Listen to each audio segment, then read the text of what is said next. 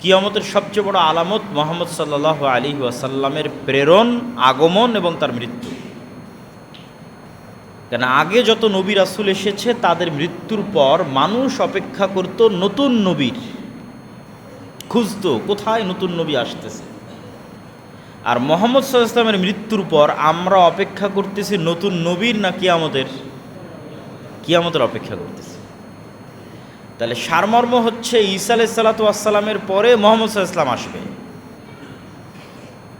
ইব্রাহিম আলাইহিস সালাতু ওয়াস সালামের পরে ইসহাক আলাইহিস সালাতু ওয়াস সালাম আসবে, এটা সারমর্ম। কিন্তু মুহাম্মদ সাল্লাল্লাহু আলাইহি সাল্লামের পরে কিয়ামত হবে, এটা সারমর্ম। তাতে 5 দিন পরে হোক, 10 দিন পরে হোক, 5 বছর পরে হোক, 5000 বছর পরে হোক, কিন্তু কথা এটাই, মুহাম্মদ সাল্লাল্লাহু আলাইহি সাল্লামের পরেই কিয়ামত। তাহলে কিয়ামতের সবচেয়ে বড় আলামত শেষ নবীর আগমন। আর নবী আসবে না, শেষ নবী চলে এসেছে। এখন কি হবে? কিয়ামত হবে।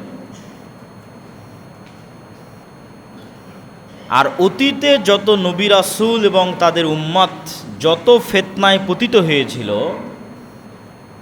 উম্মতে মুহাম্মাদি পৃথিবীর সবচেয়ে বড় ফিতনায় পতিত হবে। নূহ আলাইহিস সালাতু ওয়াস সালামের কওম পড়েছিল শিরকের ফিতনায়। আদম আলাইহিস সালাতু ওয়াস সালাম পড়েছিলেন একটি নির্ধারিত গাছের নিকটে যাওয়া নিষেধ করার যে ফিতনা, সেই ফিতনায়। হাবিল এবং কাবিল পড়েছিল নিজের ভাইকে হত্যা, হিংসা, নারীর লোভ, লালসার ফিতনায়। লূত আলাইহিস সালাতু ওয়াস সালামের কওম পড়েছিল জেনার ফিতনায়। কিন্তু উম্মতে মুহাম্মাদির জন্য পৃথিবীর সবচেয়ে বড় ফিতনা অপেক্ষা করছে, যা এগুলোর চেয়ে বড়, যা ফেরাউনের ফিতনার চেয়ে বড়, নমরুদের ফিতনার চেয়ে বড়। সেই ফিতনা হচ্ছে দাজ্জালের ফিতনা। কেন দাজ্জালের ফিতনা ফেরাউন এবং নমরুদের ফিতনার চেয়ে বড়? কেননা আমাদের সামনে যে কোরআন আছে, এই কোরআনে যত যুক্তি তর্ক শিরকের বিরুদ্ধে, বাতিল ইলাহের বিরুদ্ধে তুলে ধরা আছে, সেই সকল যুক্তি তর্কের সারমর্ম হচ্ছে, হে দুনিয়ার মানুষ, তোমরা যেই সমস্ত ইলাহের ইবাদত করতেছ এরা কেউ রব হওয়ার যোগ্য নয়। সারমর্ম, যে রব হওয়ার যোগ্য নয় সে ইবাদতেরও যোগ্য নয়। এই দুটা বাক্যকে কোরআনে হাজারো অ্যাঙ্গেল থেকে ফুটিয়ে তোলা আছে। যেমন দুই একটা অ্যাঙ্গেল বলি। কোরআনে আল্লাহ সুবহানাহু ওয়া তাআলা বলবেন, ইব্রাহিম আলাইহিস সালাম বলতেছে তার বাপকে, ইয়া আবাতি লিমা তা'বুদ, হ্যাঁ আমার পিতা আপনি কেমনে এমন মূর্তির পূজা করেন যে মূর্তি শুনে না, দেখে না। তো যে মূর্তি শুনে না, দেখে না, এটা বলে কি বুঝাতে চাওয়া হচ্ছে? যে তুমি যে মূর্তির ইবাদত করতেছো এই মূর্তির রব হওয়ার যোগ্যতা নাই। কেন? ও শুনতে পায় না, দেখতে পায় না। যার রব হওয়ার যোগ্যতা নাই তার তুমি কেমনে ইবাদত করো? আর এক জায়গায় গিয়ে আল্লাহ সুবহানাহু ওয়া তাআলা বলবে কোরআন মাজিদে, তোমরা যেই সমস্ত বাতিল ইলাহের ইবাদত করো এদেরকে বলো তো যারা একটা মাছি সৃষ্টি করতে পারবে কি না। কেন আল্লাহ এই কথা বলতেছে? তাহলে আমি যে শাহজালাল বলেন, শাহপরাণ বলেন, মা কালী বলেন, মা দুর্গা বলেন, ঈসা আলাইহিস সালাম বলেন, মারিয়াম আলাইহিস সালাম বলেন, দুনিয়াতে যার যার মানুষ ইবাদত করতেছে এদেরকে আল্লাহ চ্যালেঞ্জ দিচ্ছে যে এদের বলো এরা মাছি সৃষ্টি করতে পারবে কিনা। যদি মাছি সৃষ্টি করতে না পারে তাহলে তারা রব হওয়ার যোগ্য নয়। যদি রব হওয়ার যোগ্য না হয় তাহলে কেমনে ইবাদতের যোগ্য? তোমরা দুনিয়াতে যত মানুষের ইবাদত করতেছো এদের বলো যে লাম ইয়ালিদ ওয়া লাম ইউলাদ, এদের বাপ মা আছে কিনা। ঈসা আলাইহিস সালাম, মারিয়াম আলাইহিস সালাতু ওয়াস সালামের বাপ মা আছে কিনা। শাহজালাল, শাহপরানের বাপ মা আছে কিনা। যদি থেকে থাকে তাহলে তারা রব হওয়ার যোগ্য হলো না। তোমরা যাদের ইবাদত করছো তাদের দেখো যে এরা আল হাই আল কাইয়ুম, চিরঞ্জীব কিনা না মারা গেছে। যদি শাহজালাল মারা গিয়ে থাকে, যদি মারিয়াম আলাইহিস সালাতু ওয়াস সালাম মারা গিয়ে থাকে, যদি মা কালী, মা দুর্গা এদের মৃত্যু হয়ে থাকে তাহলে তারা রব নয়। যদি এরা রব না হয় তাহলে এরা ইবাদতের যোগ্য নয়। বলতে বলতে আল্লাহ সুবহানাহু ওয়া তাআলা কোরআন মাজিদে এমনও বলেছে যে তোমরা যাদের ইবাদত করছো এদের বলো যে এরা পৃথিবীর অতটুকুর মালিকানা দাবি করতে পারে কি না যতটুকু খেজুরের বিচির উপরে যে পাতলা আবরণ আছে পরল, এই পাতলা আবরণ যতটুকু এতটুকুর মালিকানা এরা দাবি করতে পারবে কি না। ওটাও বাদ দিলাম। আল্লাহ এভাবেই বলছেন, ওটাও বাদ দিলাম, বাদ দাও। তাদেরকে বলো মালিকানা বাদ, আমি আল্লাহ মালিক, আমার সাথে এরা হেল্প করেছে কিনা সেই দাবি করুক, যে আমি আসমান জমিন সহযোগিতা করেছি। শাহজালাল বলুক যে আমি আসমান জমিন বানাতে আল্লাহকে হেল্প করেছি। ঈসা আলাইহিস সালাম, মারিয়াম আলাইহিস সালাম বলুক যে আমি আল্লাহকে আসমান জমিন বানাতে সহযোগিতা করেছি, আমি বৃষ্টি বর্ষণ করতে আল্লাহকে সহযোগিতা করেছি। মা কালী, মা দুর্গা বলুক যে আমি আল্লাহকে সহযোগিতা করেছি। মালিকানা বাদ দিলাম, আমার মালিকানায় হেল্প করেছে কিনা সেটা দাবি করো, দাবি করতে পারবে না। তাহলে চতুর অ্যাঙ্গেল থেকে আল্লাহ সুবহানাহু ওয়া তাআলা এটা প্রমাণ করতে চাচ্ছেন যে তোমরা যাদের ইবাদত করতেছো এদের মধ্যে রব হওয়ার গুণ নাই। যার মধ্যে রব হওয়ার যোগ্যতা নাই সে ইবাদতের যোগ্য নয়। তো এত কিছু বলেও তো মানুষকে হেদায়েত করা যাচ্ছে না। পয়েন্টটা বুঝেন, কেন দাজ্জালের ফিতনা ভয়ঙ্কর, এখন আমি আসিনি। এত যুক্তি দিয়েও মানুষকে হেদায়েত করা যাচ্ছে না। মানুষ শাহজালালের কবরেই যাচ্ছে, ঈসা আলাইহিস সালামের মূর্তির সামনেই সিজদা করতেছে, মা কালী, মা দুর্গার মূর্তির সামনেই সিজদা করতেছে। তাহলে রবের ন্যূনতম যোগ্যতা না থাকার পরেও মানুষ ফেরাউনের ইবাদত করেছে। রব হওয়ার ন্যূনতম যোগ্যতা না থাকার পরও মানুষ নমরুদের ইবাদত করেছে। রব হওয়ার ন্যূনতম যোগ্যতা না থাকার পরও এবং আল্লাহর এত যুক্তি তর্কের বিপরীতে গিয়ে মানুষ এই সমস্ত বাতিল ইলাহের ইবাদত করতেছে। তাহলে যেই দিন এমন ব্যক্তির আবির্ভাব হবে যে রবের প্রমাণ দিয়ে দিবে যে আমি রব, প্রমাণ নাও, আসমানকে আদেশ করবো আসমান বৃষ্টি বর্ষণ করবে, জমিনকে আদেশ করব জমিন ফসল উৎপাদন করবে, যদি বলি আসমান বৃষ্টি বর্ষণ করিও না, করবে না, যদি বলি জমিন ফসল উৎপাদন করো না, তাহলে করবে না, তাহলে সেই দিন মানুষের কি হবে?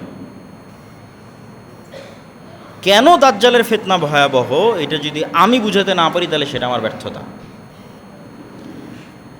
বাতিল ইলাহ যাদের রব হওয়ার ন্যূনতম যোগ্যতা নাই তাদের থেকেই তো মানুষকে হেদায়েত করা যাচ্ছে না। তাহলে যেই দিন এমন শক্তি আসবে যে রবের ক্ষমতা নিয়ে আসবে, ওর থেকে মানুষ কেমনে নিজের ঈমান বাঁচাবে?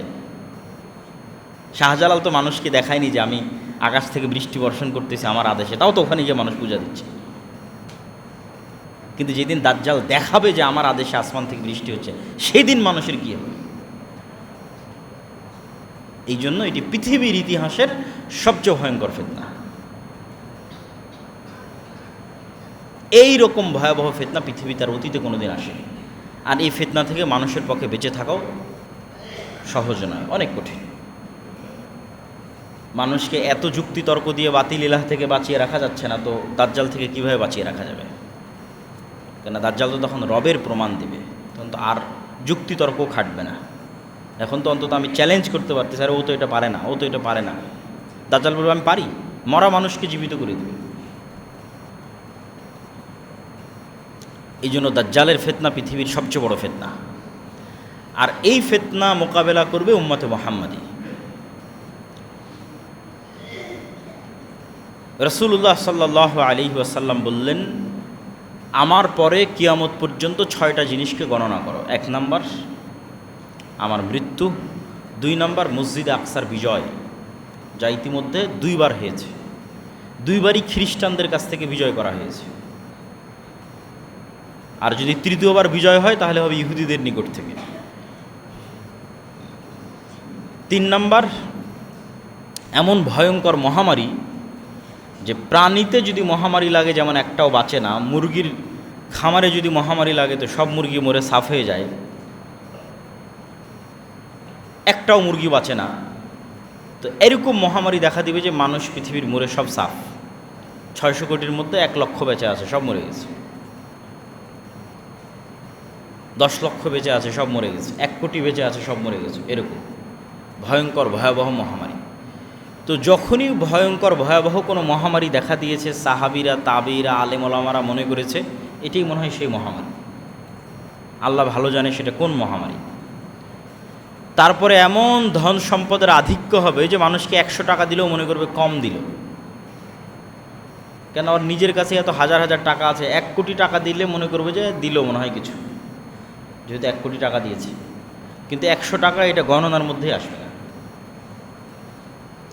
কিছু কিছু আলেম ওলামা বলেছেন এটা ওমর ইবনে আব্দুল আজিজের যুগে পার হয়ে গেছে। আল্লাহু আলাম। তারপরে রাসূল সাল্লাল্লাহু আলাইহি ওয়াসাল্লাম বললেন, এমন এক ফিতনা যেই ফিতনায় যুক্ত হয়ে যাবে আরবের প্রত্যেকটা ঘর। যে ফিতনা থেকে বাকি থাকবে না, বেঁচে থাকবে না আরবের একটা ঘর। পৃথিবীর সব ঘর নয়, আরবের সব ঘর। যদি আমরা বলি মোবাইল, স্যাটেলাইট, তাহলে তো পৃথিবীর সব ঘর। এমন ফিতনা যাতে আরবের কোনো ঘর বাকি থাকবে না। এটার সঠিক ব্যাখ্যা এটাই যে যুদ্ধ বিগ্রহ, গণ্ডগোল, মারামারি। এমন যুদ্ধ বিগ্রহ, এমন গণ্ডগোল, মারামারি যেটাতে সারা আরবের সব মানুষ যুক্ত হয়ে যাবে।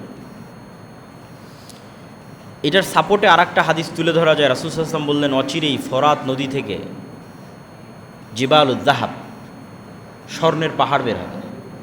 এই স্বর্ণের পাহাড় নিয়ে আরবের মানুষ এমন ভয়ঙ্কর যুদ্ধে লিপ্ত হবে, তোমাদের সময় যদি এরকম কোনো ঘটনা ঘটে, তোমরা খবরদার ওই স্বর্ণ নিয়ে মারামারিতে যুক্ত হবে না, এটা ফিতনা। স্বর্ণ মানে যদি প্রকৃত স্বর্ণ হয় তাও ঠিক। কেন? আজ থেকে 500 বছর আগের মানুষও বিশ্বাস করবে না যে মাটির নিচ থেকে এভাবে তেল বের হচ্ছে, আর সেই তেল দিয়ে আমরা বিমান চালাচ্ছি আর গাড়ি চালাচ্ছি। তাহলে মরুভূমির নিচে যে তেল আছে এটা যেমন মানুষ জানতো না, তো মরুভূমির নিচে যে পানির নিচে, সমুদ্র নদীর নিচে যে স্বর্ণ আছে এটা অজানা, অস্বাভাবিক না। আর যদি স্বর্ণ মানে দামি কিছু হয়, তো তেল তো অনেক দামি, স্বর্ণের চেয়ে দামি। মানুষ স্বর্ণের চেয়ে দামি না হলে পেট্রোল পাম্পে লাইন দিয়েছে, কত টাকায় বিক্রি করবেন, তত টাকা দিয়ে মানুষ কিনে নেবে। স্বর্ণের চেয়ে বেশি দামেও কিনে নেবে তেল। তো তেল নিয়ে মারামারিও হতে পারে, আল্লাহু আলাম। কিন্তু এমন এক ফিতনা যাতে আরবের প্রত্যেক ঘর যুক্ত হবে। সুম্মা হুদনাতুন বাইনাকুম ওয়া বাইনার রোম, তারপরে এমন একটা চুক্তি, যেই চুক্তি তোমাদের মধ্যে আর রোমানদের মধ্যে হবে। তো এই হাদিস যখন যে যুগের আলেম পড়েছে, সে তার যুগ অনুযায়ী মিলাতে চেয়েছে। যেমন আজ থেকে 500 বছর আগে যদি কোনো আলেম এই হাদিস পড়ে, তো 500 বছর আগে ইসরায়েলও ছিল না, 500 বছর আগে আমেরিকাও ছিল না। তাহলে তার কল্পনায় তো আর আমেরিকা আসবে না, তার কল্পনায় তো আর ইসরায়েলও আসবে না। হ্যাঁ, ইউরোপ ছিল, তার কল্পনায় ইউরোপ আসতে পারে। তো তোমাদের মধ্যে আর রোমান খ্রিস্টানদের মধ্যে একটা চুক্তি হবে। এখানে খ্রিস্টান রোমান কারা? আমরা যদি এখন দেখি তাহলে এখন দেখতে পাই ইউরোপ দেখতে পাই, আমেরিকা দেখতে পাই, রাশিয়া দেখতে পাই। আল্লাহু আলাম কারা হবে তারা, যাদের সাথে মুসলমানদের চুক্তি হবে। কিন্তু এতটুকু নিশ্চিত, খ্রিস্টানদের সাথে মুসলমানদের চুক্তি হবে। খ্রিস্টানদের সাথে মুসলমানদের চুক্তির ভিত্তিতে 1/3 শত্রুর বিরুদ্ধে মুসলমানেরা যুদ্ধ করবে। এই তৃতীয় শত্রু কারা? ওই যে বললাম 500 বছর আগে যে হাদিস পড়েছে তার কাছে একরকম মনে হতে পারে, আজকে আমি পড়ছি আমার কাছে একরকম মনে হতে পারে, 500 বছর পরে যে পড়বে তার কাছে আর এক রকম মনে হতে পারে। 500 বছর পরে আমেরিকা, ইসরায়েল, চায়না, রাশিয়া নাও থাকতে পারে, অন্য কেউ আসবে, তখন সে হয়তো তার সাথে মিলানোর চেষ্টা করবে। কিন্তু এতটুকু নিশ্চিত যে খ্রিস্টান আর মুসলমানদের চুক্তি হবে, খ্রিস্টান আর মুসলমানেরা মিলে 1/3 শত্রুর বিরুদ্ধে যুদ্ধ করবে। ওই তৃতীয় শত্রু ইহুদিও হতে পারে, হিন্দুও হতে পারে, চাইনিজ, মায়ানমারের বৌদ্ধরাও হতে পারে। কারা আল্লাহ ভালো জানে কারা হবে।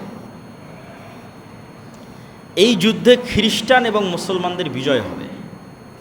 বিজয় হওয়ার পর একজন খ্রিস্টান ক্রুশ উঁচিয়ে ধরে বলবে যে এটার কারণে বিজয় হয়েছে। তখন এক মুসলমান উঠে ওই ক্রুশকে ভেঙে দিবে, অন্য রেওয়ায়তে আছে ওই ব্যক্তিকেই হত্যা করবে। তখন খ্রিস্টান আর মুসলমান আলাদা হয়ে যাবে। এই একটা বিষয়কে কেন্দ্র করে এরা এবার নিজেরা যুদ্ধে জড়িয়ে পড়বে। এই যে খ্রিস্টান এবং মুসলমানদের এই যুদ্ধ, এই যুদ্ধই হচ্ছে পৃথিবীর সবচেয়ে ভয়ঙ্কর এবং ভয়াবহ যুদ্ধ। এই যুদ্ধটাই হচ্ছে মালহামাল কুবরা, এই যুদ্ধটাই হচ্ছে বাইবেলে বলা আর্মাগেড্ডন, পৃথিবীর ইতিহাসের সবচেয়ে ভয়ঙ্কর রক্তক্ষয়ী যুদ্ধ। এটা এখন হবে। এই যে খ্রিস্টানরা আলাদা হয়ে গেল, মুসলমানরা আলাদা হয়ে গেল, এরা এখন মুখোমুখি। রাসূল সাল্লাল্লাহু আলাইহি ওয়াসাল্লামের বর্ণনা অনুযায়ী সেই দিন খ্রিস্টানদের পদাতিক সোলজার বাহিনীর ফাইটারের সংখ্যা হবে 9,65,000, প্রায় 10 লক্ষ। আর যুদ্ধটা হবে সিরিয়া এবং তুরস্কের সীমান্তবর্তী অঞ্চলে। আর এই যুদ্ধে মুসলমানেরা 3 ভাগে বিভক্ত হয়ে যাবে। এক ভাগ যুদ্ধের মাঠ থেকে পালিয়ে যাবে। যুদ্ধের মাঠ থেকে পালানো এমনি কবিরা গুনাহ, মানে ইসলামের কবিরা গুনাহের যদি আমরা শীর্ষ 10 কবিরা গুনাহের লিস্ট করি, শীর্ষ 10, তাহলে শীর্ষ 10-এর একটা হবে জিহাদের মাঠ থেকে পালানো। 1 নম্বরে যদি থাকে শিরক, 2 নম্বরে পিতামাতার অবাধ্যতা, 3 নম্বরে নিজের সন্তানকে হত্যা করা দারিদ্রতার ভয়ে, 4 নম্বরে প্রতিবেশীর স্ত্রীর সাথে জেনায় লিপ্ত হওয়া। এইভাবে সিরিয়াল যদি নিচে আসতে থাকে তো শীর্ষ 10টার মধ্যে একটা আসবে জিহাদের মাঠ থেকে পালানো। কিন্তু প্রত্যেক কবিরা গুনাহের তওবা আছে, প্রত্যেক কবিরা গুনাহের তওবা আছে, শিরকেরও তওবা আছে। যত সাহাবী মুসলমান হয়েছে সব তো শিরক থেকেই মুসলমান হয়েছে, যত মানুষ হিন্দু থেকে মুসলমান সব তো শিরক থেকে মুসলমান হয়েছে। তো শিরকেরও তওবা আছে যতক্ষণ শ্বাস আছে। তাহলে আমরা যে এতদিন জেনে আসলাম শিরক করলে ক্ষমা হয় না, শিরক করলে কখন ক্ষমা হয় না? কিয়ামতের মাঠে আল্লাহ মানুষের এমনও গুনাহ মাফ করে দিবে যেই গুনাহের জন্য মানুষ ক্ষমাই চায়নি। বলেন আল্লাহু আকবার। কিয়ামতের মাঠে আল্লাহ বান্দার এমনও গুনাহ ক্ষমা করে দিবে যার জন্য সে ক্ষমাও চায়নি। আল্লাহ ডেকে বলবে এই গুনাহ করেছো? বলে হ্যাঁ করেছি। তো যাও তোমাকে ক্ষমা করে দিলাম। ওই দিন আল্লাহ সুবহানাহু ওয়া তাআলা এই যে স্বেচ্ছায় মানুষকে ক্ষমা করে দিচ্ছেন, যে লাওয়াতাই তুমুনি বিকরাবিল আরজি খাতায়া, আসমান জমিন পরিপূর্ণ গুনাহ নিয়ে যদি উপস্থিত হও তাহলে আমি আল্লাহ আসমান জমিন পূর্ণ ক্ষমা নিয়ে উপস্থিত হব। ওই দিন সব ক্ষমা করে দেবো যদি শিরক না থাকে। ওটা হলো ওই দিন। মানে কেউ যদি শিরক মুক্ত অবস্থায় পৃথিবী থেকে মৃত্যুবরণ করে অথবা শিরক করে থাকলে দুনিয়াতেই তওবা করে নেয়, যতক্ষণ শ্বাস আছে ততক্ষণ সব গুনাহের ক্ষমা আছে, শিরকেরও ক্ষমা আছে। শিরক করেছে তওবা করে নেবে। তাহলে এবার অন্য আর যে গুনাহগুলো আছে ছোটোখাটো যেগুলোর জন্য বিপদে পড়তে পারে, এগুলো আল্লাহ চাইলে স্বেচ্ছায় কিয়ামতের মাঠে ক্ষমা করে দিয়ে তাকে জান্নাতে দিয়ে দিতে পারেন। কিন্তু কিয়ামতের মাঠে আল্লাহ ক্ষমা করবেন না, সেটা হলো শিরক। স্বেচ্ছায় ক্ষমা করবেন না, সেটা হলো শিরক। কিন্তু তওবা সব গুনাহের আছে, শিরকেরও আছে যতক্ষণ শ্বাস আছে।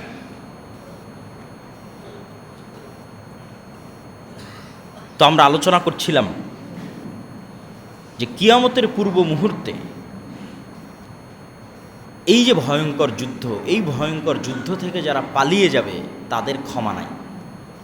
লা ইয়াতুবুল্লাহু আলাইহিম আবাদা। এই ভয়ঙ্কর যুদ্ধের দিন যারা জিহাদের মাঠ থেকে পালিয়ে যাবে এদের তওবা কোনোদিন কবুল হবে না। তাহলে সব গুনাহের তওবা আছে কিন্তু এই দিনের যুদ্ধের পালানোর তওবা নাই। 3 ভাগের 1 ভাগ মুসলমান শহীদ হয়ে যাবে, হুম আফজালুশ শুহাদাইল আরজ, তারা পৃথিবীর শ্রেষ্ঠ শহীদ। 3 ভাগের 1 ভাগ মুসলমান বিজয় অর্জন করবে। এই যে যারা বিজয় অর্জন করবে আল্লাহ নবী বলছে এরাই কুস্তুনতুনিয়া তথা তুরস্কের ইস্তাম্বুল বিজয় করবে। আর এক হাদিসে রাসূল সাল্লাল্লাহু আলাইহি ওয়াসাল্লাম বলতেছেন ইসহাক আলাইহিস সালাতু ওয়াস সালামের বংশের 70,000 মানুষ যতদিন এমন এক শহর বিজয় না করতেছে যেই শহরের এক পাশে সমুদ্র আর এক পাশে সমতল, যেই শহরকে তারা তরবারি তীর ধনুক অস্ত্র গুলি দিয়ে বিজয় করবে না, শুধু মুখের আওয়াজ লা ইলাহা ইল্লাল্লাহ আল্লাহু আকবার দিয়ে বিজয় করবে, ততদিন কিয়ামত হবে না। তো কোনো ব্যাখ্যাকার লিখেছেন যে এই যে ভয়ঙ্কর যুদ্ধ হলো সিরিয়া এবং তুরস্কের সীমান্তবর্তী অঞ্চলে, এই যুদ্ধের পরে মুসলমানদের যে বিজয় অভিযান চলতে থাকবে, কেননা 10 লক্ষ খ্রিস্টান এখানে খতম হয়ে গেছে, খ্রিস্টানদের শক্তি শেষ, এখন আর কোনো বাধা নাই। এই যে মুসলমানদের বিজয় অভিযান চলবে, বিজয় অভিযানে প্রথম বিজয় হবে কুস্তুনতুনিয়া, তুরস্কের ইস্তাম্বুল। তো ওই হাদিস দ্বারা এটা উদ্দেশ্য হতে পারে, অথবা এই বিজয় অভিযান চলতে চলতে চলতে চলতে একদম ইউরোপের কলজার মধ্যে ঢুকে গিয়ে ইউরোপের বিশাল শহর ইতালির রাজধানী রোম পর্যন্ত পৌঁছে যাবে, এবং যখন রোমে পৌঁছে যাবে তখন আর অস্ত্র ব্যবহার করা লাগবে না, তখন তাকবীর দিয়ে রোম বিজয় হবে। ওইটাও হতে পারে। তো এই কুস্তুনতুনিয়া বিজয় অথবা ইতালির রাজধানী রোম বিজয়, এই দুইটার কোনো একটা বিজয়ের পরে শয়তান মিথ্যা চিৎকার করে বলবে দাজ্জাল তোমাদের বাড়িতে ঘরে ঢুকে গেছে। তবে এখানে তার আগে আরেকটা তথ্য শুনে নিই, এই যুদ্ধে কেমন মানুষ মারা গেছে। এই যুদ্ধে এত মানুষ মারা গেছে যে পাখি 1 মাস আকাশে উড়লে লাশের সারি শেষ হবে না।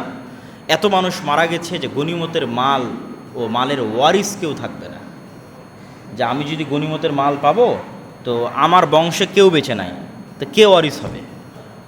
মানুষ যে মারা গেছে তার যে সয় সম্পত্তি রেখে গেছে কে ওয়ারিস হবে? এবার পুরো বংশে যদি 100 জন থাকে তো মাত্র 1 জন বেঁচে থাকবে। এই ভয়ঙ্কর ভয়াবহ যুদ্ধ হচ্ছে সেই যুদ্ধ। এই যুদ্ধের আরেকটা তথ্য রাসূল সাল্লাল্লাহু আলাইহি ওয়াসাল্লাম বলেছেন যে এই যুদ্ধে ইয়াখরুজু খিয়ারু আহলিল আরজ মিনাল মাদিনা, এই যুদ্ধে তৎকালীন বিশ্বের সবচেয়ে আল্লাহওয়ালা তাকওয়াবান পরহেজগার মানুষেরা মদিনা থেকে বের হয়ে আসবে সিরিয়ার এই যুদ্ধে অংশগ্রহণ করার জন্য। যাদেরকে রোমান খ্রিস্টানরা বলবে তোমাদের সাথে তো আমাদের কোনো সমস্যা নেই, তোমরা কেন এই যুদ্ধে অংশ নিচ্ছ, তারা বলবে আমরা আমাদের সিরিয়ার ভাইদের একাই ছেড়ে দিতে পারি না, এই জন্য আমরাও এই যুদ্ধে অংশ নেব। তথা মদিনা এবং সিরিয়ার মানুষেরা হবে এই বিশাল মুজাহিদ বাহিনীর একটা বড় অংশ, সিরিয়ার মানুষ এবং মদিনার মানুষ। তো এই যে এই যুদ্ধের পরে খ্রিস্টানদের যে পরাজয় হয়ে গেল, এদের তো আর কিছু বাকি নাই, এখন বিজয়ের পর বিজয়, বিজয় চলতে চলতে ইতালির রাজধানী রোম পর্যন্ত পৌঁছতে পারে মর্মে কিছু হাদিসের ব্যাখ্যা এবং কিছু জয়ীফ হাদিস দ্বারাও প্রমাণিত হয়, আল্লাহ ভালো জানে। অথবা তুরস্কের ইস্তাম্বুল পর্যন্তই শেষ, তুরস্কের ইস্তাম্বুল হোক অথবা ইতালির রাজধানী রোম হোক, শয়তান যখন আকাশ থেকে চিৎকার করে বলবে তোমাদের বাড়িতে দাজ্জাল প্রবেশ করেছে, তখন এই মুমিন মুজাহিদেরা হতভম্ব হয়ে যাবে, কেন এটা পৃথিবীর সবচেয়ে বড় ফিতনা দাজ্জালের আগমন। তখন তারা দাজ্জাল সত্যি এসেছে কি না এই ভয়ঙ্কর শকিং নিউজে যুদ্ধ বাদ দিয়ে, বিজয় অভিযান বাদ দিয়ে আবার ফিরে আসবে সিরিয়াতে। তো এখনও দাজ্জাল বের হয়নি, কিন্তু সিরিয়ার রাজধানী দামেশকে ফিরে আসতে আসতে দাজ্জাল সত্যি বের হয়ে যাবে, দাজ্জাল সত্যি সত্যি প্রকাশ পাবে। এবং দাজ্জাল প্রকাশ পাওয়ার পর তার যে ফিতনা হবে, সে ফিতনা খুব ভয়াবহ। রাসূল সাল্লাল্লাহু আলাইহি ওয়াসাল্লাম বললেন তার গতি হবে কাগাইসিন ইস্তাদবারাতহুর রিহ, আকাশের ঝড় বৃষ্টি হলে মেঘমালার গতি যেমন থাকে তেমন। তার পৃথিবীতে বসবাস হবে 40 দিন, একদিন 1 বছর, দ্বিতীয় দিন 1 মাস, তৃতীয় দিন 1 সপ্তাহ। এবং সে যেই অঞ্চল দিয়ে যাবে, যে অঞ্চলের মানুষ ঈমান আনবে, তাদের ধন সম্পদ মৌমাছি যেভাবে মধুর চাকের পিছনে ছোটে, ধন সম্পদ টাকা পয়সা ওই এলাকার মানুষের পিছনে ওইভাবে ছুটবে, আরামায়েশ। আর যারা ঈমান আনবে না, তাদের কোনো খাবারই থাকবে না, যেহেতু জমিনও ফসল উৎপাদন করবে না, সেহেতু পাতাও থাকবে না। তো কি খাবে? এরকম কাঠ, তীর ধনুক কাঠ, এগুলো চাবিয়ে চাবিয়ে, এগুলোর মধ্যে থেকে যদি কোনো রস বের হয় সেটা তখন মানুষ খাবে। এটা হচ্ছে আমার হাদিস। কেন? যেহেতু জমিন একটা ঘাসও উৎপাদন করবে না, তাহলে তো ঘাসও পাবে না, পাতাও পাবে না। কীভাবে? আগে থেকে বাড়িতে থাকা যে কাঠ খড় যেগুলো ছিল সেগুলো চাপাবে। এরকম ভয়ঙ্কর দুর্ভিক্ষের মধ্যে পড়ে যাবে মুসলমানরা, যারা ঈমান আনবে না দাজ্জালের উপর তারা। এবং দাজ্জালের এই অলৌকিক ক্ষমতা যে মৃতকেও জীবিত করতে পারে, জান্নাত থাকবে, জাহান্নাম থাকবে, সব থাকবে। এই অলৌকিক ক্ষমতাকে মোকাবেলা করার জন্য আর এক অলৌকিক ক্ষমতাধর ঈসা আলাইহিস সালাতু ওয়াস সালাম আসবেন, যার অলৌকিক ক্ষমতা এত ভয়ঙ্কর,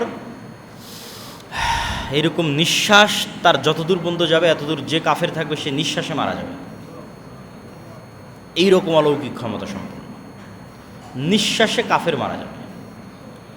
এবং দেখলে দাজ্জাল মারা যাবে, অস্ত্র প্রয়োগ করা লাগবে না। দাজ্জাল চোখ দিয়ে দেখবে ঈসা আলাইহিস সালাতু ওয়াস সালামকে, এই দৃষ্টিতে সে মারা যাবে। কিন্তু তাকে মরতে দেওয়া হবে না, ঈসা আলাইহিস সালাতু ওয়াস সালাম তাকে নিজে হাতে হত্যা করবে। বাবিলুদ, যা ইসরায়েলের রাজধানী তেল আবিব থেকে অতি নিকটে। এবং দাজ্জালের এই ফিতনার সাথে আরেকটি জিনিস খুব গুরুত্বপূর্ণভাবে জড়িত, সেটি হচ্ছে দাজ্জাল কোথায় আছে, দাজ্জালের ফিতনা থেকে আমরা বাঁচব কীভাবে। তো দাজ্জাল কোথায় আছে মর্মে তামিম আদ-দারির একটি হাদিস খুব প্রসিদ্ধ, যে এক সমুদ্র সফরে তামিম আদ-দারি বের হলো 30 জন মানুষ নিয়ে। ঝড় বৃষ্টিতে নৌকার কোনো দিক থাকলো না, সমুদ্রের ঢেউ তাদের নিয়ে খেললো 1 মাস। 1 মাস পর যখন ঝড় বৃষ্টি থামলো, এক দ্বীপে গিয়ে ভিড়ল। সেই দ্বীপে দেখে এক জীব জন্তু জানোয়ার প্রাণী, যার আগা মাথা সব লোম দিয়ে ঢাকা, প্রাণী কথা বলতেছে। তা যেহেতু আমরা কোনো দিন গরু ছাগল মহিষ ভেড়া মুরগি এদের কথা বলতে দেখিনি, তাহলে জীবজন্তু জানোয়ার কথা বললে তো আমরা ভয় পেয়ে যাব। তো তাদেরও তাই হলো, তারা মনে করলো তো জিন। মানুষ কথা বলতে পারে, প্রাণী কিভাবে কথা বলে, পশু কিভাবে কথা বলে, জানোয়ার কিভাবে কথা বলে, জীব জন্তু কিভাবে কথা বলে। তো ওকে জিন শয়তান মনে করে মানুষের খোঁজে সে বলল যে এইদিকে এক মানুষ আছে, যাও দেখা করো। তো এই মনে করে সেই দিকে আগাতে থাকলো, গিয়ে দেখে সেখানে বৃহৎ আকৃতির এক মানুষ, যেরকম বৃহৎ আকৃতির মানুষ অতীতে কোনো দিন দেখেনি। তো এখন দাজ্জাল যদি বৃহৎ আকৃতির হয় এটা সন্দেহের কিছু নয়। কেন সন্দেহের কিছু নয়? স্বয়ং আদম আলাইহিস সালাতু ওয়াস সালাম নিজেই 60 হাত, 30-40 মিটার, 10 তলা বিল্ডিংয়ের চাইতে উঁচু হবে। তো আদম আলাইহিস সালাতু ওয়াস সালাম নিজে যদি এখন আমার সামনে উপস্থিত হয় তো আমি বিশ্বাস করতে পারবো না। তাহলে আদমের সন্তান দাজ্জাল বৃহৎ আকৃতির হতেই পারে, অস্বাভাবিক কিছু নয়, অসম্ভব কিছু নয়। মানে কেউ কেউ এরকম যুক্তি দেয় যে না, দাজ্জাল কীভাবে এত বিশাল আকৃতির হতে পারে, অতএব দাজ্জাল মানে আমেরিকা, অতএব দাজ্জাল মানে ChatGPT, AI। এগুলো ভুয়া কথা, এগুলোর কোনো ভিত্তি নেই। দাজ্জাল আদমের সন্তান, মানুষ, কেমনে বিশাল আকৃতির হতে পারে? আদম নিজেই তো বিশাল আকৃতির। আদমই যদি আলাইহিস সালাতু ওয়াস সালাম আমার সামনে বিশ্বাস করতে পারবো না, তাহলে তার সন্তান বিশাল আকৃতির হতেই পারে। তো দাজ্জালের সাথে তামিম আদ-দারির যে সাক্ষাৎ, সেই সাক্ষাতে দাজ্জাল 4টা প্রশ্ন করেছে। বহায়রা তাবারিয়া, নাখলে বাইসান, আইনে জোগার, নবিয়াল উম্মি। বহায়রা তাবারিয়া, lake of Tiberia, sea of Galilee, এটা ইসরায়েলের সীমানার মধ্যে এখন বাইবেলের বর্ণনা অনুযায়ী। এবং আমি যে সূরা পাঠ করলাম, সূরা কারিয়া, সূরা জিলজাল, এগুলোতে যে বর্ণনাগুলো আছে এগুলো ফাইনাল, যখন ধ্বংস হয়ে যাবে পৃথিবী তখনকার বর্ণনা। আসমান, জমিন, চন্দ্র, গ্রহ, নক্ষত্র, সূর্য, পাহাড়, পর্বত সব যখন চূর্ণ বিচূর্ণ হয়ে যাবে, ধ্বনিত তুলার ন্যায় আকাশে উড়বে, মানুষ হবে বিক্ষিপ্ত পঙ্গপালের ন্যায়, এটা ফাইনাল ধ্বংস। কিন্তু ওই ধ্বংসের পূর্বে কিছু ফিতনা বর্ণনা পবিত্র কোরআন এবং হাদিসে এসেছে, যেগুলোকে বলা হয় কিয়ামতের আলামত, কিয়ামতের চিহ্ন। কেন কিয়ামত কখন হবে তা কেউ জানে না। স্বয়ং ইসরাফিলও জানে না কিয়ামত কখন হবে, জিব্রাইলও জানে না কিয়ামত কখন হবে, মুহাম্মদ সাল্লাল্লাহু আলাইহি সাল্লামও জানতেন না কিয়ামত কখন হবে। সবাই জানে কি? আলামত জানে, চিহ্ন জানে, যে কিয়ামতের পূর্বে পৃথিবীতে এগুলো ঘটবে। তো যেহেতু কিয়ামতের নির্ধারিত সময় আমাদের জানা নাই, কিন্তু কিয়ামত হবে কথা সত্য, এবং কিয়ামতের যে ফাইনাল ধ্বংসের চিত্র সেটাও মোটামুটি আমরা জানি, কিন্তু কিয়ামতের পূর্ব মুহূর্তের যে ফিতনাগুলো, এগুলো সম্পর্কে আমরা কিছু জ্ঞান আজকে অর্জন করার চেষ্টা করব, যদি আল্লাহ সুবহানাহু ওয়া তাআলা তৌফিক দেয় ইনশাআল্লাহ। তো কিয়ামতের পূর্ব মুহূর্তে সংঘটিত ফিতনাসমূহ, রাসূলুল্লাহ সাল্লাল্লাহু আলাইহি ওয়াসাল্লাম একটি হাদিসে বলছেন, উউদুদ সিত্তাম বাইনি ওয়া বাইনাল কিয়ামাহ। কিয়ামতকে কিন্তু কোরআন মাজিদে কিয়ামত যতবার বলা হয়েছে তার চেয়ে বেশিবার বলা হয়েছে ইয়াউমুল আখির, ইয়াউমুদ্দিন, কোরআন এবং হাদিসে। যেমন সূরা ফাতিহায় আমরা বলি আলহামদুলিল্লাহি রাব্বিল আলামিন আর রহমানির রহিম মালিকি ইয়াউমিদ্দিন, এটা কিয়ামতের দিন। এবং কোরআন এবং হাদিসে বেশি ব্যবহার হয়েছে আল ইয়াউমুল আখির, শেষ দিন। শেষ দিন কেন? ওই দিন সময় শেষ হয়ে যাবে, তারপরে সময় প্রবেশ করবে এক অনন্তকালের জগতে।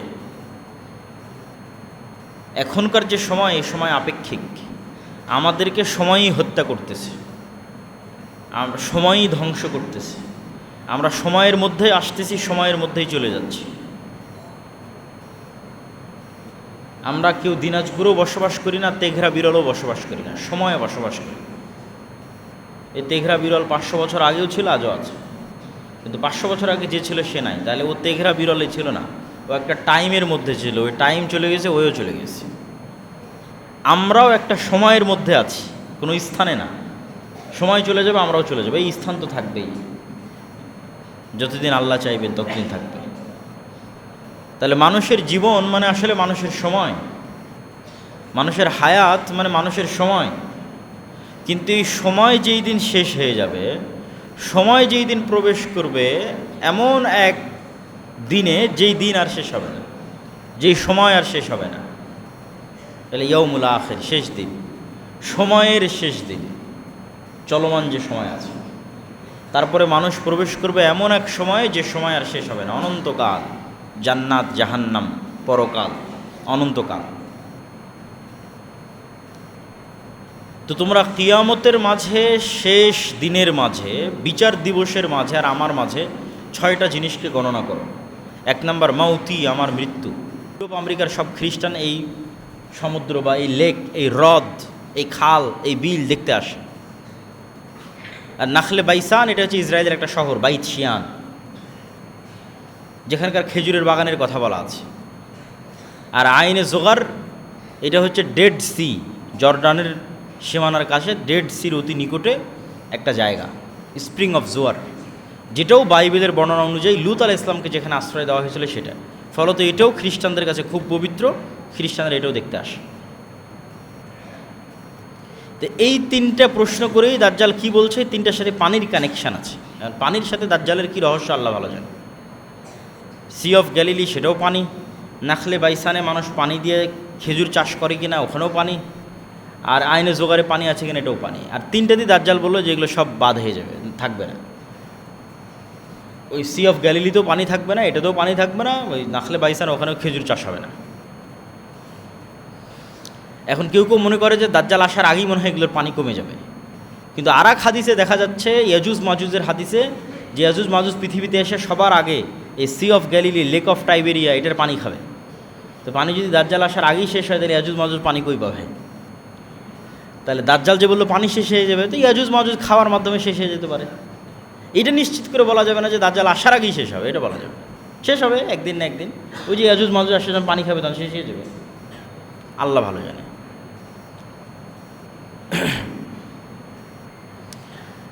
তো দাজ্জালের এই ফিতনা থেকে ঈসা আলাইহিস সালাম যখন মুমিন এবং মুসলমানদের মুক্তি দিবেন, তখন আল্লাহ ঈসা আলাইহিস সালামকে বলবে, যেই নবীর হাতে পৃথিবীর সবচেয়ে বড় ফিতনা ধ্বংস হলো, সেই নবীকে আল্লাহ বলবেন যে এখন যারা বের হবে তার সাথে তুমিও পারবে না। দাজ্জালের সাথে তো মুমিন মুজাহিদেরা পারেনি, তুমি ঈসা তোমাকে পাঠালাম, তুমি পেরেছো। এখন যারা বের হবে তাদের সাথে তুমিও পারবে না। অতএব মুমিন মুজাহিদদের নিয়ে তুর পাহাড়ে আশ্রয় নাও, এখন বের হবে ইয়াজুজ মাজুজ, এদের সাথে আমার কোনো বান্দা এদের মোকাবেলা করতে পারবে না। এদের সংখ্যা এত বেশি যে রাসূল সাল্লাল্লাহু আলাইহি ওয়াসাল্লাম বলছেন, আদমের সন্তানের প্রত্যেক 1000-এ 999 জন জাহান্নামে যাবে। প্রত্যেক 1000-এ 999 জন জাহান্নামে যাবে, আদমের সন্তান প্রত্যেক 1000-এ। তো সাহাবীরা হতাশ যে প্রত্যেক 1000-এ যদি 999 জন জাহান্নামে যায় তাহলে আমাদের জান্নাতে যাওয়ার কোনো সম্ভাবনা নাই, আমরাও তাহলে জাহান্নামে। তখন রাসূল সাল্লাল্লাহু আলাইহি ওয়াসাল্লাম বলছে, হতাশ হওয়ার কিছু নাই, প্রত্যেক 1000-এ যে 999 জন জাহান্নামে যাবে, এই 999 জনের বেশিরভাগই ইয়াজুজ মাজুজ। ধরেন আল্লাহ নবী তো নির্ধারিত করে বলেন, আমরা যদি অনুমান করি, কথার কথা বলতেছি, যে প্রত্যেক 1000-এর 900 জন হচ্ছে ইয়াজুজ মাজুজ, আর বাকি 100 জন হচ্ছে স্বাভাবিক মানুষ। বাকি 100 স্বাভাবিক মানুষের 99 জন যাবে জাহান্নামে, 1 জন যাবে জান্নাতে, কথার কথা বলতেছে। তাহলে ইয়াজুজ মাজুজের সংখ্যা কত হতে হবে? তাহলে ইয়াজুজ মাজুজের সংখ্যা নিদেন পক্ষে ন্যূনতম আদম আলাইহিস সালাম থেকে নিয়ে কিয়ামত পর্যন্ত যা মানুষ হবে তার 900 গুণ হতে হবে, তার কয়েক শত গুণ হতে হবে। এখন তো 600 কোটি, এই 600 কোটির কয়েকশো গুণ বলিনি, আদম থেকে নিয়ে কিয়ামত পর্যন্ত যা মানুষ এসেছে তার কয়েকশো গুণ হতে হবে ইয়াজুজ মাজুজকে।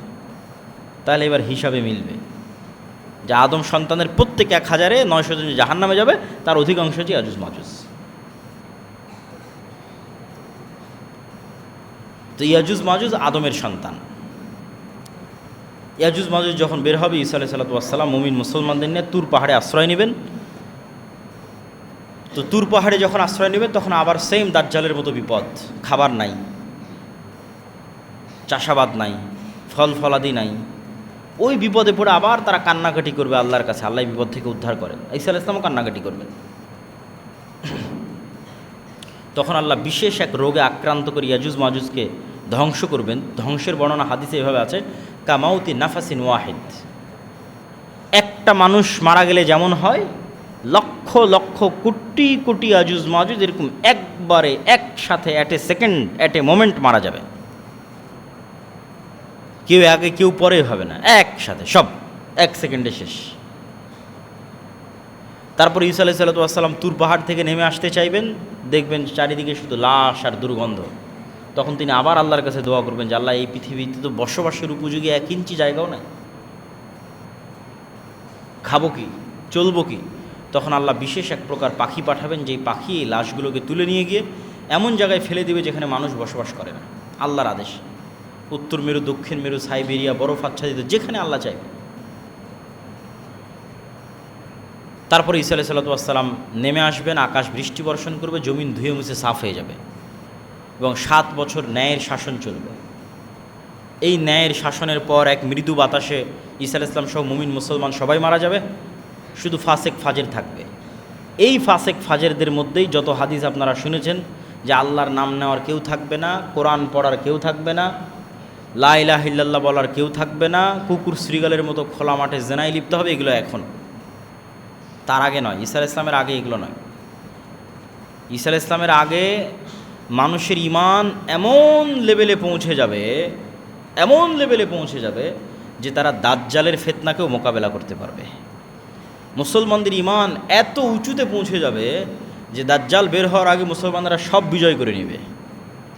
এই ভারত বলেন, মসজিদে আকসা বলেন, তুরস্ক বলেন, ইউরোপ বলেন, সারা বিশ্ব মুসলমানরা বিজয় করে নেবে। যখন মুসলমানদের বিজয় অভিযান ঠেকাতে পারবে এরকম কোনো শক্তি পৃথিবীতে বাকি নাই, না ইহুদিদের না খ্রিস্টানদের, তখন এবার রাগের মাথায় দাজ্জাল বের হবে। তাহলে যেই মুসলমানেরা সারা পৃথিবী বিজয় করবে, সেই মুসলমানদের কাছে তখন নতুন কোনো নবী থাকবে না, নতুন কোনো কোরআন থাকবে না, নতুন কোনো হাদিস থাকবে না। এই কোরআনই যা আমরা পড়ছি, এই হাদিসই যা আমরা পড়ছি। তো ফলত ঈসা আলাইহিস সালামের পূর্বে এগুলো হবে না, যে কোরআন নাই, কাবা ঘরে হজ নাই, লা ইলাহা ইল্লাল্লাহ নাম নেওয়ার কেউ নাই, না। ঈসা আলাইহিস সালামের আগে তো মুসলমানরা বিশ্ব বিজয় করবে, দাজ্জালের আগে, দাজ্জালের পূর্বেই। তাহলে এগুলো হবে কখন? ঈসা আলাইহিস সালামের মৃত্যুর পরে।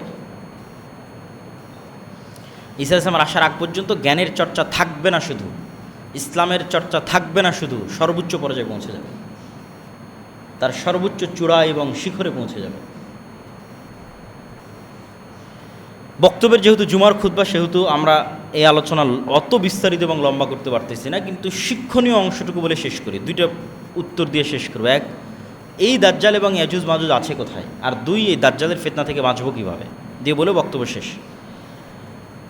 দাজ্জাল এবং ইয়াজুজ মাজুজ কোথায় আছে এই প্রশ্ন উত্থাপন করে আমাদের ঈমান নষ্ট করা হয় এবং উল্টা পাল্টা ব্যাখ্যা দেওয়া হয়। বলে ইয়াজুজ মাজুজ হচ্ছে এই চাইনিজেরা ইয়াজুজ মাজুজ, কেউ বলে রাশিয়ানরা ইয়াজুজ মাজুজ, কেউ বলে আমেরিকা ইসরায়েল এরা ইয়াজুজ মাজুজ, কেউ বলেছিল হালাকুখা চেঙ্গিস খারা ইয়াজুজ মাজুজ। না, এগুলো উল্টাপাল্টা ব্যাখ্যা করা যাবে না। কেন মানুষের মনে হয় যে সারা পৃথিবী তো আমাদের কন্ট্রোলে, তো কোথায় ইয়াজুজ মাজুজ আর কোথায় দাজ্জাল? কিন্তু আপনি আশ্চর্য হবেন যে মানুষ মহাকাশ সম্পর্কে যতটুকু জানে, এই যে কয়দিন আগেও নাকি চাঁদ থেকে ঘুরে আসলো মানুষ 1 সপ্তাহের মধ্যে, তো ওই মানুষদেরকে বলেন, নাসাকে বলেন যে তোমাকে চাঁদে যেতে হবে না, তুমি মাটির নিচে যাও। নাসা মাটির নিচে মাত্র 12 কিলোমিটার পর্যন্ত যেতে পারে। রাশিয়া, চাইনিজ এবং আমেরিকার সকল বিজ্ঞানীরা মিলে মাটির নিচে শুধু 12 কিলোমিটার ঢুকতে পারে। তারপরে আর কোনো যন্ত্রই টিকে না, সব আগুনে জ্বলে পড়ে ছারখার হয়ে যায়। ওরকম কোনো যন্ত্রই আর আবিষ্কার হয় না। তাহলে মানুষ মহাকাশে যত দূর গেছে, ঠিক তার উল্টা চিত্র মাটির নিচে। কিচ্ছু জানে না মানুষ মাটির নিচে কি আছে, কিছুই জানে না। 12 কিলোমিটারের পরে কি আছে মানুষ জানে না। আর জানার শক্তি এবং ক্ষমতার কনফিডেন্সও মানুষের নাই, বিজ্ঞানীদের নাই। ঠিক মানুষ মহাকাশে যত দূর গেছে তার উল্টা চিত্র মহাসমুদ্রে। মহাসমুদ্রের এমনও জায়গা আছে, এমনও গভীর খাদ আছে যেগুলোতে পৃথিবীর কোনো যন্ত্র কাজ করে না, কোনো নেভিগেশন, কোনো ইন্টারনেট নেটওয়ার্ক। এই জন্য ওগুলো দিয়ে কোনো জাহাজও যায় না, ওগুলোর উপর দিয়েও কোনো উড়োজাহাজ যায় না। তাহলে মানুষ মহাকাশের রহস্য ভেদ করে নিয়েছে, খুব ভালো কথা, কিন্তু মাটির নিচের রহস্য মানুষ ভেদ করতে পারেনি, মহাসমুদ্রের রহস্য মানুষ ভেদ করতে পারেনি। তাহলে মানুষের সবচেয়ে দুর্বল জায়গা তো মাটির নিচে, মানুষের সবচেয়ে দুর্বল জায়গা তো সমুদ্রে। এটা সম্পর্কে মানুষ কিছুই জানে না, জানার ক্ষমতাই নেই, জানবে কীভাবে, সম্ভবই না। তাহলে সব আমার কন্ট্রোলে, এটা ভুল কথা। অতএব আল্লাহ সুবহানাহু তাআলা আলা কুল্লি শাইইন কাদির। আমাদের এখানে এই মসজিদে এখন ফেরেশতারাও আছে, তো আমরা দেখতে পাচ্ছি। আল্লাহ চাইলে এভাবেও আড়ালে রাখতে পারে দাজ্জাল ইয়াজুজ মাজুজকে, ফেরেশতা এবং জিনকে যেভাবে আড়ালে রেখেছে। আর এর হাজারো প্রমাণ সৃষ্টিজীবে আছে। কুকুর, আমার এই দাড়ি কালো, এটা কুকুর দেখতে পায় না, তাহলে ও আমাকে চিনে কীভাবে? আমার গন্ধে। এই মসজিদের মধ্যে যেটা পাখি ঢুকে, তাহলে ওই ফাঁকগুলো বের করতে পারবে না, দেওয়ালের সাথে কাঁচের সাথে বাড়ি খাবে। সাপ আপনাকে ভিন্নভাবে দেখে, আপনি যেভাবে সাপকে দেখতেছেন আর আপনি আর এক মানুষের সাপও হবে না। তো এরকম আমরা ফেরেশতা এবং জিনকে দেখতে পাচ্ছি না, ওরা আমাদের দেখতে পাচ্ছে। এটা একটা লেভেল, যেটাকে বিজ্ঞানীরা বলছে ডাইমেনশন। যাক, ওই ব্যাখ্যা বাদ। তো আল্লাহ সুবহানাহু ওয়া তাআলা সকল কিছুর উপর ক্ষমতা পান। ফেরেশতা এবং জিন যেভাবে আছে সেভাবেও রাখতে পারেন, যেখানে আল্লাহ সুবহানাহু ওয়া তাআলা ভালো মনে করছেন সেখানে রাখতে পারেন, এবং সবশেষ আরেকটা হতে পারে আল্লাহ অন্য পৃথিবীতেও রাখতে পারেন। কেন আল্লাহ সুবহানাহু ওয়া তাআলা 7 আসমান এবং 7 জমিনের কথা কোরআনে বলেছেন, এবং 7 আসমান বানাতে আল্লাহর যা সময় লেগেছে 7 জমিন বানাতে আল্লাহর সেম সময় লেগেছে। তাহলে 7 আসমান যত বড়, 7 জমিনও তত বড়। এই জন্য অন্য জমিনেও আল্লাহ সুবহানাহু ওয়া তাআলা যদি রাখেন ইয়াজুজ মাজুজকে এবং দাজ্জালকে, তো এটা অসম্ভব, অস্বাভাবিক, ইম্পসিবল নয়। কিন্তু রেখেছেন অন্য জমিনে, এটাও নিশ্চিত করে বলা যাবে না। কিন্তু নাই অন্য জমিনে, এটাও বলা যাবে না।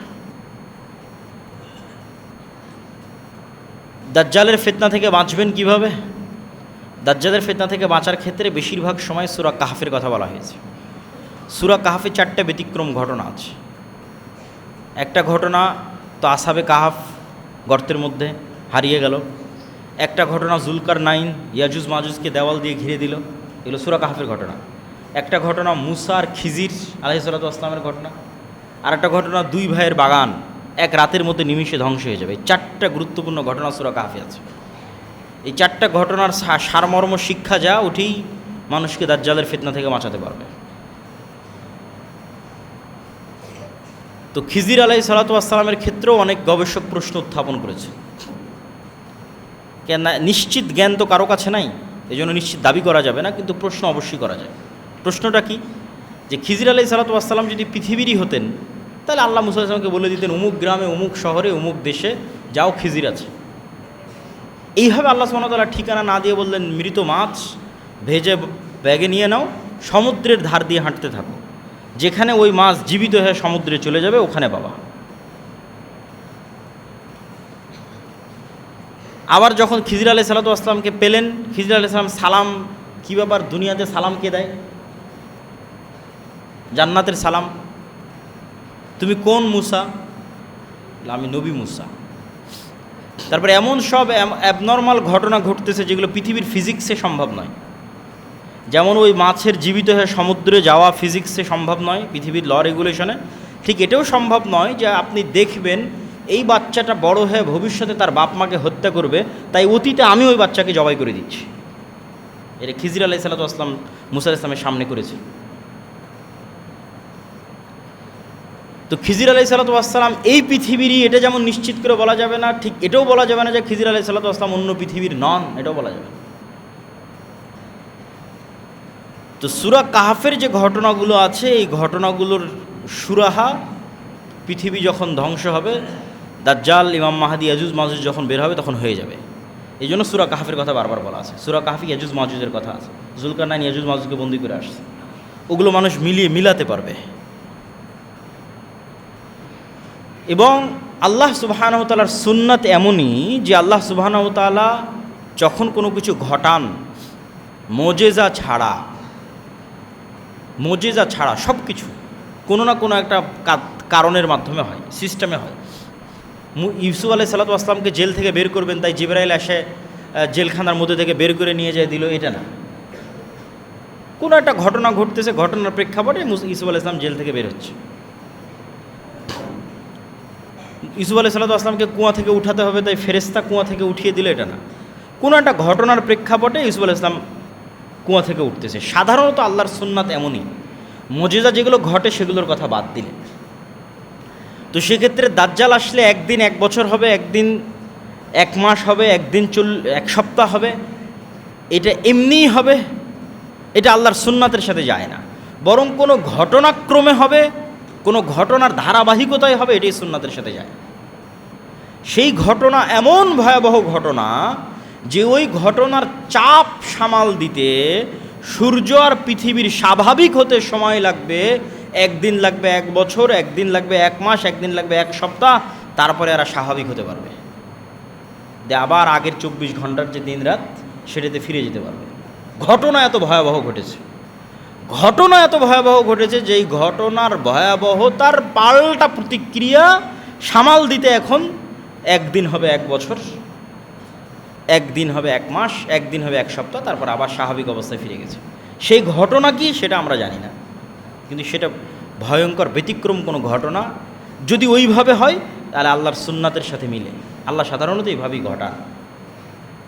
হ্যাঁ, আল্লাহ চাইলে সূর্য এবং পৃথিবীকে আদেশ দিয়েও একদিন 1 বছর করতে পারেন, একদিন 1 মাস করতে পারেন, একদিন 1 সপ্তাহ করতে পারেন, এটাও অসম্ভব নয়। কিন্তু সাধারণত আল্লাহ এমন করেন না। সাধারণত কোনো ঘটনার ধারাবাহিকতায়, পরিপ্রেক্ষিতেই, প্রেক্ষাপটে এগুলো ঘটতে থাকে। ফলত দাজ্জালের আগমনের সাথে সংশ্লিষ্ট যে বিষয়গুলো, এই বিষয়গুলো সূরা কাহফের যে ব্যতিক্রম ঘটনাগুলো আছে এগুলোর চাইতেও ব্যতিক্রম। মানে আপনি দাজ্জালের ঘটনার উপর বলবেন যে আমি ঈমান আনতে পারতেছি না, তাহলে এগুলো তো আল্লাহ অতীতে ঘটেছে বলতেছে। মানে ইয়াজুজ মাজুজকে অতীতে জুলকারনাইন দেখে এসেছে এবং এক জায়গায় বন্দি করে এসেছে, এটা অতীতে ঘটা ঘটনা। সময়ের আপেক্ষিকতা আপনি বিশ্বাস করতে চাচ্ছেন না? আসহাবে কাহফের সময়ের আপেক্ষিকতা তো অতীতে ঘটে গেছে, 309 বছর। তো সূরা কাহফের এই ঘটনাগুলোর প্রতি আমাদের ঈমান যত মজবুত হবে, আমাদের বিশ্বাস যত মজবুত হবে, পরকালের প্রতি আমাদের ঈমান যত মজবুত হবে, এবং সবচেয়ে বড় কথা যেটা বলে বক্তব্য শেষ করে দেবো, খুতবা শেষ করে দেবো, ঈসা আলাইহিস সালামের আগমন, দাজ্জালের আগমন, ইমাম মাহদির আগমন, ইয়াজুজ মাজুজের আগমন, এগুলোর চেয়েতেও বড় ঘটনা হচ্ছে কোরআন এবং মুহাম্মদ সাল্লাল্লাহু আলাইহি ওয়াসাল্লামের আগমন।